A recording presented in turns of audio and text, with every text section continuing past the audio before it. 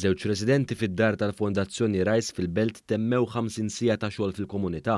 Dan ħabbritu l-Fondazzjoni stess permezz ta' stqarrija fuq Facebook hekk kif sostniet l-importanza tax-xogħol komunitarju għal dawk li wara sentenza ħabs ikollhom bżonn jerġgħu jirrijintegraw ruħhom fis-soċjetà. Il-Fondazzjoni Rice tgħin lill priġunieri jerġgħu jintegraw ruħhom fis-soċjetà hekk kif ikunu waslu biex jiskontaw is-sentenza mogħtija lilhom.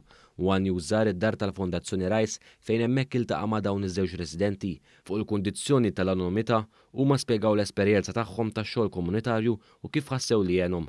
Walla naddafna t-toroq aw ħalluqa, tajna l-ħaxix,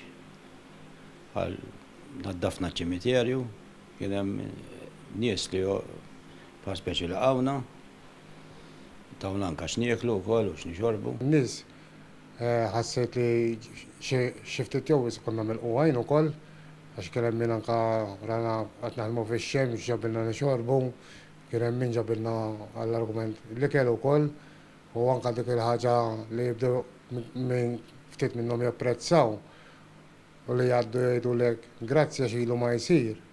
Naħseb is-sodisfazzjon hemm bdejt nara li jisu l-iktar li beda jitla'.